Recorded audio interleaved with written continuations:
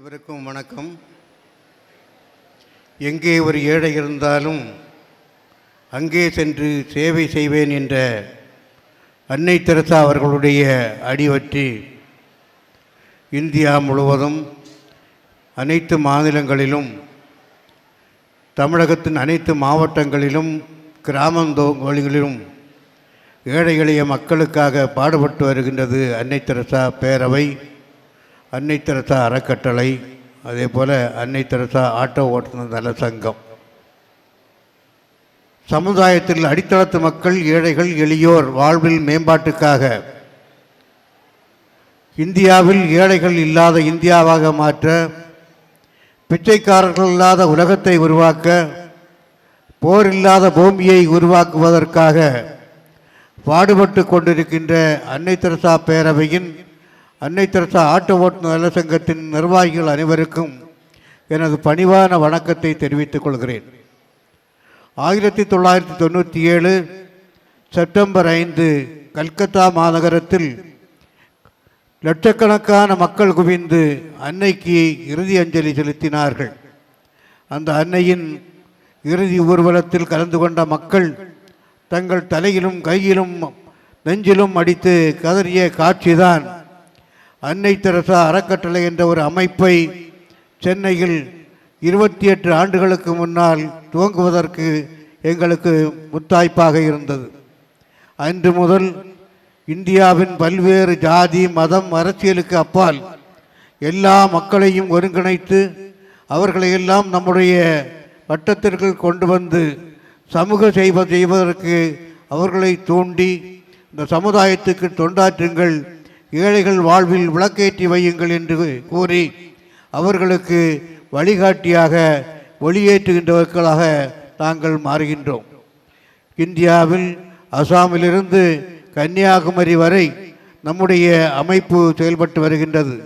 அசாமிலே தையல் பயிற்சி, டெல்லியிலே தையல் பயிற்சி, ஜார்க்கண்டிலே தையல் பயிற்சி, உத்தரப்பிரதேசிலே தையல் பயிற்சி, அதே மாதிரி டியூஷன் சென்டர்கள் கர்நாடகா, மகாராஷ்டிரா, அதே மாதிரி ஆந்திரா, தமிழ்நாட்டில் அதை பல்வேறு மாவட்டங்கள் என்று தையல் பயிற்சிகளும் டியூஷன் சென்டர்களும் இன்றும் செயல்பட்டு கொண்டிருக்கின்றது. அதே மாதிரி சில இடங்களில் கம்ப்யூட்டர் ட்ரைனிங் கோர்ஸு கூட நடந்து கொண்டிருக்கின்றது.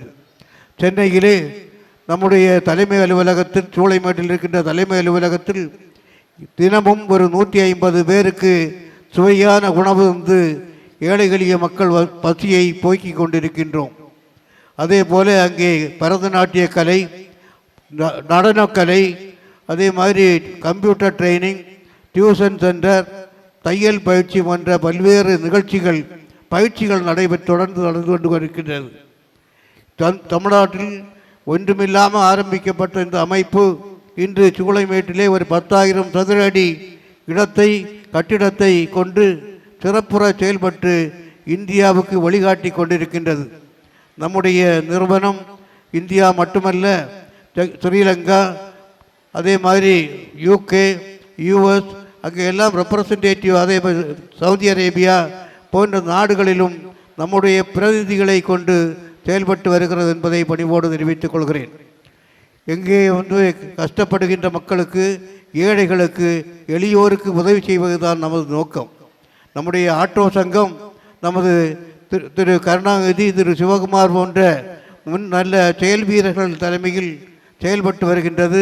திரு கருணாநிதியின் அவர்கள் மருமகள் தான் சென்னை மேயர். அப்படிப்பட்ட ஒரு நிறுவனம் நல்ல மனிதர்களை கொண்டு செயல்பட்டு வருகின்ற ஒரு நிறுவனமாக இருக்கின்றது. நீங்கள் எல்லோரும் இந்த அமைப்பில் சேர வேண்டும் என்று அன்போடு கேட்டுக்கொள்கிறேன். இந்த நிகழ்ச்சிக்கு பல்வேறு மக்கள் வந்திருக்கின்றீர்கள், தலைவர்கள் வந்திருக்கின்றார்கள். இதிலே சிறப்பு விருந்தினர்களாக அருமை தலைவர் டாக்டர் சந்தோஷம் அவர்கள் நம்முடைய பேசி சிறந்த ஒரு சொற்பொழிவை ஆற்றி சென்றிருக்கின்றார்கள். அதே போல் வேல்டெக் பல்கலைக்கழக ரெஜிஸ்ட்ரார் திரு கண்ணன் அவர்கள் இங்கே வந்திருக்கின்றார்கள். அதே போல் அருமை சகோதரர் இன்பா அவர்கள் வந்திருக்கின்றார்கள். அருமை சகோதரர் மரியநாதன் அவர்கள், சுரேஷ் மரிய செல்வம், ஆல்பர்ட் ராஜா, தெய்வசிகாமணி, அருமை சகோதரர் தங்கமுத்து நாடார், டாக்டர் இந்த நிறுவனத்தின் தலைவர் தாளாளர் அருமை தலைவர் டாக்டர் எஸ் தேவராஜ் அவர்கள், அதே போல் ஆர்எஸ் முத்து அவர்கள், முன்னாள் சட்டமன்ற உறுப்பினர் பாண்டிச்சேரி அருமை சகோதரர் இளங்கோ அவர்கள், PAK முகமது சுலைமான் அவர்கள், அருமை சகோதரர் கருணாநிதி அவர்கள், KV சிவகுமார் அவர்கள்,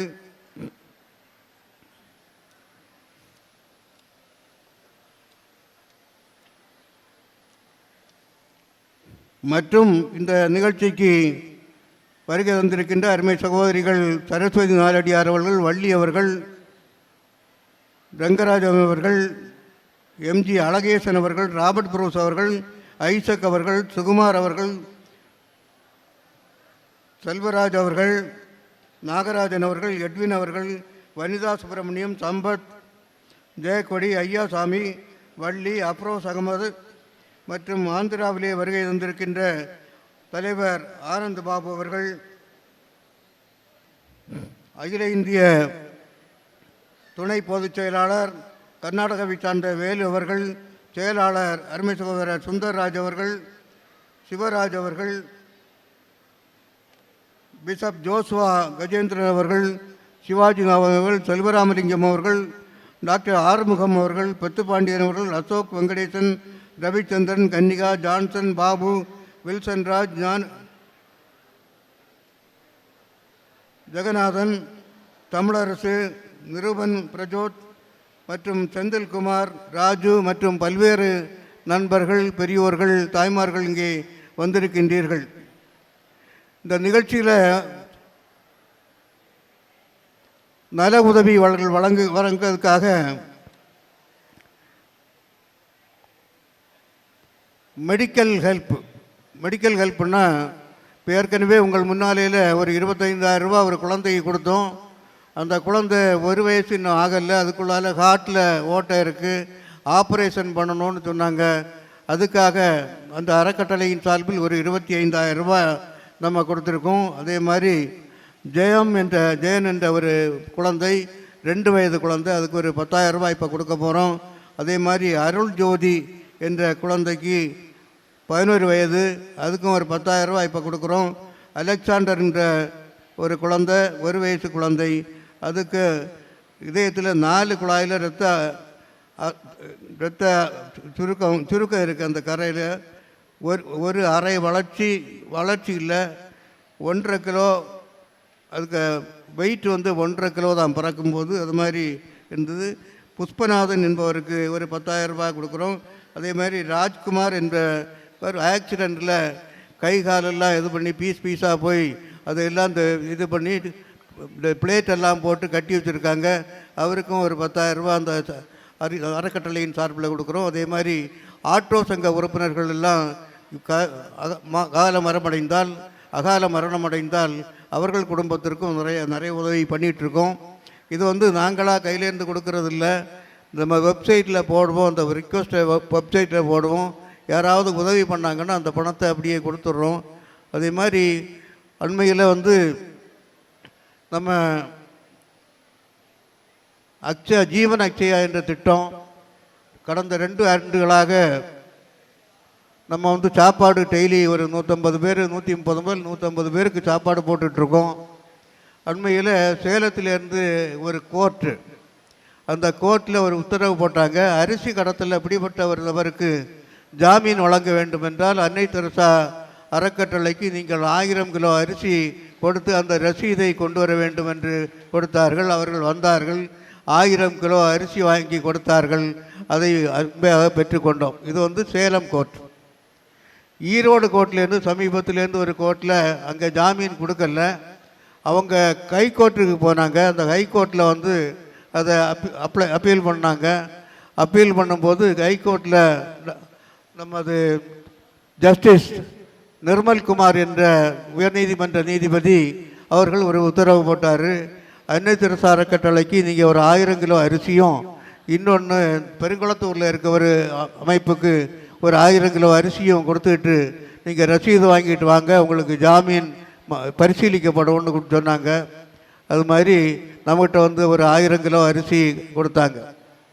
இன்னொன்று, நமது தெய்வசிகாமணின்னு ஒரு தொழிலதிபர் நமக்கெல்லாம் வந்து நம்ம அறக்கட்டளைக்கு ரொம்ப உதவிகரமாக இருந்து கொண்டிருக்கிறார். நிறைய அந்த கட்டுமான பணிகள் நடக்கும்போது நிறைய உதவிகள் பண்ணிகிட்டு இருந்தார். அவர் கடந்த 2 வருடமாக ஒவ்வொரு சனிக்கிழமை, அவர் வந்து திருப்பதி தேவஸ்தான பக்தர், அவர் வந்து ஒவ்வொரு சனிக்கிழமையும் நமக்கு வந்து சாப்பாடு போடுறார். நம்ம ஒரு நாள் சாப்பாடு போடுறதுக்கு 5000 ரூபா கலெக்ட் பண்ணுறோம். ஒரு நல்ல ஸ்வீட்டும் போட்டு ஒரு 100-150 பேருக்கு சாப்பாடு போடுறோம். அதுக்கு தொடர்ந்து 2 வருடங்களாக தொடர்ந்து ஒவ்வொரு சனிக்கிழமையும் அவர் சாப்பாடு போடுறாரு. அவர் வாழ்க என்று ஒரு கைதட்டுவோமா? அவர் இங்கே உட்கார்ந்துருக்காரு. அவர்தான். அதே மாதிரி சிங்கப்பூர் மலேசியா பிரதிநிதியாக டாக்டர் ஆல்பர்ட் ராஜன் ஒருத்தர், அவர் வந்து நம்ம அறக்கட்டளைக்கு நிறைய உதவி பண்ணியிருக்காரு, நிறைய நன்கொடைகள் கொடுத்துருக்காரு. நிறைய அந்த இப்போ கூட ஒரு 10 தையல் மிஷின் அமெரிக்காவிலிருந்து ஒரு நண்பர்கிட்ட பற்றி 5 தையல் மிஷினும், அவரும் ஒரு 5 தையல் மிஷினு போட்டு ஒரு 65,000 ரூபாய்க்கு இங்கே தையல் மிஷின் வாங்கி கொடுத்துருக்காரு. 10 தையல் மிஷின். இது 10 ஏழைகளுக்கு நம்ம கொடுக்க போகிறோம். அதுக்கு அவருக்கும் நமது மனமார்ந்த பாராட்டுகளையும் வணக்கத்தையும் தெரிவித்துக்கொள்வோம். அது மாதிரி கஷ்டப்படுறவங்களுக்கு நிறைய உதவி செய்து கொண்டிருக்கின்றார்கள். நிறைய பேர் நம்ம அமைப்புக்கு நிறைய உதவி பண்ணிகிட்டே இருக்காங்க. தொடர்ந்து அவர்களுக்கெல்லாம் நம்ம மனமார்ந்த பாராட்டுகளையும் நன்றியும் தெரிவித்துக் கொள்கிறோம். நம்ம வெப்சைட்டில் பார்த்து கூட நிறைய பேர் வர்றாங்க. இன்றைக்கி கூட ஒரு குழந்தை ஜெயசீலன் ஒருத்தருக்க குழந்தை, ஒரு வயசு குழந்தை, அந்த குழந்தைக்கு இன்றைக்கி பிறந்த நாள். நம்ம அலுவலகத்தில் வந்து 6000 ரூபா கட்டி அவருக்கு ஒரு முட்டையும் போட்டு சேர்த்து போட்டு இன்றைக்கி சாப்பாடு போட்டார். அவருக்கும் நமது வாழ்த்துக்களை தெரிவிக்கும். அந்த குழந்தையும் நீடூழி வாழ வேண்டும் என்று வாழ்த்துக்கிறோம். யார் நன்கொடை கொடுத்தாலும், அந்த உணவுக்காக கொடுத்தாலும் 5000 ரூபாய் கட்டினால் ஒரு சாப்பாடு போட்டுறோம், ஒரு ஸ்வீட்டும் சேர்த்து போட்டுரும், ஒரு மூமெண்ட்டை கையில் கொடுப்போம். அதே மாதிரி 6000 ரூபா கட்டினா ஒரு முட்டையும் சேர்த்து கொடுப்போம். அது மாதிரி மகிழ்ச்சியாக அந்த ஏழைகள் சாப்பிட்டுட்டு போவாங்க. எல்லோரும் பாராட்டுறாங்க, நிறைய பேர் பாராட்டுறாங்க. அருமையான உணவு, நல்ல தரமான உணவு நீங்கள் வழங்குறீங்க. எங்களுக்கு ஒரு குக்கு அமைஞ்சிருக்காங்க, அஞ்சலின்னு ஒரு குக்கு. அவங்க வந்து அருமையாக சமைக்கிறாங்க. அவர்களுக்கும் இந்த அமைப்பின் சார்பில் எனது மனமார்ந்த பாராட்டுகளையும் நன்றியும் தெரிவித்துக் கொள்கிறேன். அடுத்தது வந்து இந்த ஸ்டாஃப், நம்ம வந்து ஸ்டாஃப் வந்து ஒரு ஸ்டாஃப் வந்து 25 வருஷமாக நம்ம கூடவே பயணம் பண்ணிகிட்ருக்காங்க. அது சத்யான்னு ஒரு அம்மா, அவங்களுக்கும் நமது மனமார்ந்த பாராட்டுகள். அதே மாதிரி நந்தினி, அதே மாதிரி பிரியதர்ஷினி போன்றவர்களுக்கெல்லாம், சாம், நமது வினோத் போன்றவர்களுக்கெல்லாம் எனது மனமார்ந்த நன்றியை தெரிவித்துக் கொள்கிறேன். என்னுடன் பயணம் செய்கின்ற அருமை சகோதரர் சேவியர் அவர்கள், இந்த சங்கம், இந்த அமைப்பு ஆரம்பித்த நாளிலிருந்தே எங்களுடைய பயணம் செய்து கஷ்டங்களெல்லாம் அனுபவித்து இதையெல்லாம் செய்துருக்கோம். இன்னொன்று வந்து எனது மனைவி, அவங்களுக்கு நான் நன்றி சொல்லித்தான் ஆகணும். காரணம், இங்கே உட்காந்துருக்காங்க, ஸ்டெல்லா ஆனந்தகுமாரின்னு பேர். என்னன்னா, ஒவ்வொரு தடவையும் இந்த வீட்டில் அவங்க டீச்சராக இருந்தாங்க. டீச்சராக இருக்கும்போது சம்பளம் வாங்கி வீட்டில் வச்சுருப்பாங்க. நைஸாக நான் திருடிட்டு வந்து இந்த ஆஃபீஸில் ஏதாவது சம்பளம் கொடுக்குறது இதெல்லாம் அந்த வேலையெல்லாம் பண்ணுவேன். அப்போ கூட திட்டினா கூட அன்போடு தான் திட்டுவாங்க. அவங்களுக்கு வளர்ச்சியும் அந்த ஊக்கமும் என்னை இன்னும் இந்த சமுதாயத்திற்காக தொண்டு செய்ய தூண்டி கொண்டிருக்கிறது. அவர்களுக்கும் எனது மனமார்ந்த நன்றியை தெரிவித்துக் கொள்கிறேன். இப்படிப்பட்ட ஒரு சமுதாயம் நம்ம எல்லாம் சேர்ந்து பண்ணும்போது இன்னும் பெருசாக பண்ணலாம். இந்த சமுதாயத்திற்காக நிறைய உழைக்கலாம். இந்த சமுதாயத்தை கட்டி காக்க முடியும். ஏழைகள் இல்லாத இந்தியாவை உருவாக்க முடியும். அதுக்கு தான் அன்னை தெரசா அவர்கள் பட்டி தொட்டியெல்லாம் போனாங்க, பிச்சை எடுத்தாங்க, கையேந்தினாங்க. ஃப்ளைட்டில் போனாச்சுன்னா அவங்க முந்தானியை எடுத்துக்கிட்டு ஒவ்வொருத்தராக பிச்சை எடுப்பாங்க. சாப்பிட்ற உணவை எல்லாம் கலெக்ட் பண்ணி கொண்டு அனாதை ஆசிரமத்துக்கு கொடுத்துட்டு இருந்தாங்க. அது மாதிரி நம்ம செய்ய முடியாது. இருந்தாலும் நமக்கு வந்து அந்த நம்மால் இயன்ற அளவு நம்ம தோழர்களை தூண்டி அவர்கள் ஏழை எளிய மக்களுக்காக சேவை செய்ய வேண்டும் என்று நாம் தூண்டி கொண்டிருக்கின்றோம். நம்மகிட்ட இப்போ வந்து அருமை சகோதரர் மரியநாதன் அவர்களும் அருமை சகோதரர் சுரேஷ் மரிய செல்வம் அவர்களும் அட்வைஸராக இருந்து அட்வைஸ் பண்ணி நிறைய கஷ்டப்பட்டு எந்த பிரதிபலனும் எதிர்பார்க்காம செயல்பட்டு கொண்டிருக்கிறார்கள். அவர்களுக்கும் எனது மனமான நன்றி. இந்த மாநில நிர்வாகிகள் அருமை சகோதரர் பாண்டியராஜன், அருமை சகோதரர் ஸ்டீஃபன், அதே மாதிரி விவேகானந்தன் போன்றவர்கள் எல்லாம் ராப்பகலாக இங்கே வந்து உட்கார்ந்துருந்தது இதெல்லாம் அரேஞ்ச் பண்ணாங்க. அதே மாதிரி சுகுமார், மத்திய சென்னை தென் சென்னை தலைவர் சுகுமார், இப்படிப்பட்டவரெல்லாம் ரொம்ப கஷ்டப்பட்டு உழைக்கிறாங்க. உழைக்கவருக்கு ஊக்கம் கொடுக்க போகிறோம். இப்போ வந்து இந்த அதாவது ஒவ்வொரு 60 பேரை நான் செலக்ட் பண்ணி வச்சுருக்கேன். 60 இந்த அமைப்பு செலக்ட் பண்ணி வச்சுருக்கு. 2025 அதிகப்படியாக உழைத்த ஒரு 60 பேருக்கு இப்போ நம்ம பரிசு கொடுக்க போகிறோம். பரிசுன்னா ஒரு மொமெண்டோ, அவர்களுக்கு பாராட்டு கொடுக்க போகிறோம். பாராட்டு பத்திரம் ஒரு மொமெண்டோ கொடுத்து அவங்களை கௌரவிக்க போகிறோம். அது இந்த நிகழ்ச்சியில் தொடர்ந்து நடக்க போகிறோம். 60 பேருக்கு கொடுக்க போகிறோம். அவர்களையும் நான் மனமார்ந்த பாராட்டுகின்றேன். அவர்களெல்லாம் இதை வந்து ஒவ்வொருத்தரையும் தூக்கணும். எல்லாருக்கும் கொடுக்க முடியாது. காரணம், இந்தியாவில் நீங்கள் கணக்கு பார்த்தீங்கன்னா நான் 1,00,000 பேருக்கு கொடுக்கணும். பட் இருந்தாலும் ஒரு 60 பேரை மட்டும் செலக்ட் பண்ணோம். 60 பேரை மட்டும் செலக்ட் பண்ணி கஷ்டப்பட்டு உழைக்கிறோம். டெய்லி சாப்பாட்டு போட வரவங்க அவங்களா பார்த்து செலக்ட் பண்ணி நம்ம கஷ்டப்பட்டு உழைக்கிறவங்களை வந்து செலக்ட் பண்ணி கொடுத்துருக்கோம். அடுத்த வருஷத்துக்கு இன்னும் கொஞ்சம் ஸ்பேன் பண்ணி மீதி உள்ளவங்களுக்கெல்லாம் கொடுக்கப்படும் என்று அன்போடு சொல்லிக்கொண்டு, இந்த நிகழ்ச்சியில் நான் நிறைய பேசிகிட்டே இருந்தேன்னா பேசிகிட்டே இருப்போம் மணிக்கணக்கில். இருந்தாலும் இதை வந்து முருகையாக முடிக்கிறோம். பெரிய